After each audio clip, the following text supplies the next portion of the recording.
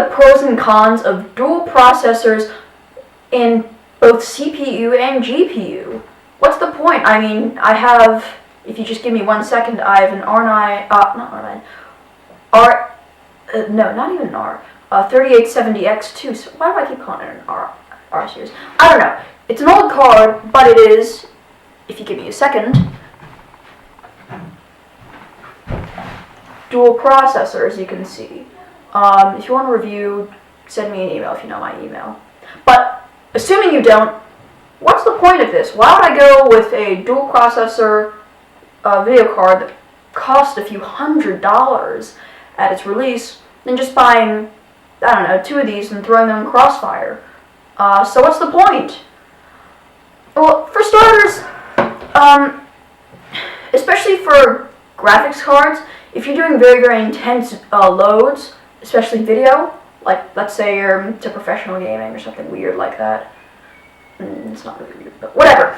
Let's say you're into that stuff. It's actually it's actually very, very useful, or even better if you're into the professional market.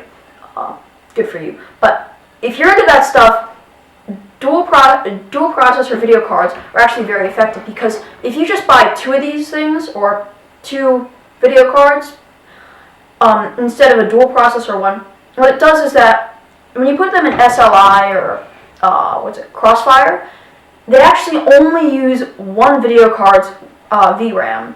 So this is very, very critical to those people in the professional market, or who are using their video cards to the absolute fullest. If you're not, and you're just a random consumer, now processors, this is a different story. You may have seen in many workstation class computers and server grade computers, these are, well, essential to their operation. I mean, for crying out loud, our school here has Xserves that run dual processor. So you may be wondering, what is the point? If one processor operates, why do you need a second one?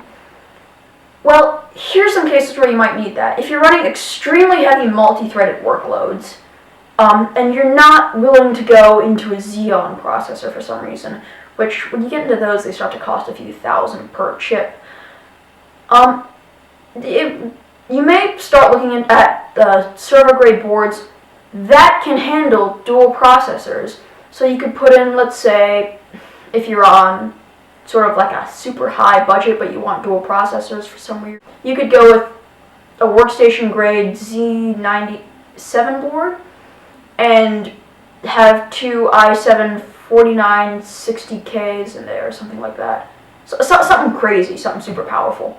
But that's the idea.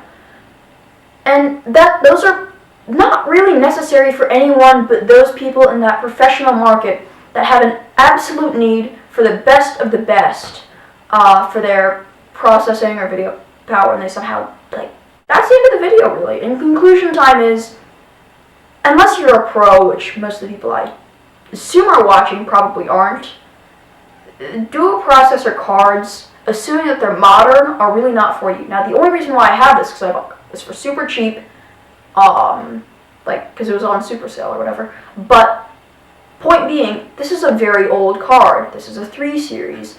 AMD has left the 7 series and gone to the R9. Same with NVIDIA. They're doing some weird stuff with their model numbers, and I don't like it. And for those of you who know what I'm talking about, you guys probably know what I'm saying, but whatever. That's another video for another day. But conclusion is, you guys probably don't need this. And as I just said many times, unless you're on a professional grade, you do not need a modern processor or a modern graphics card that has dual processors. Well, yeah. Anyways, guys, thanks a lot for watching.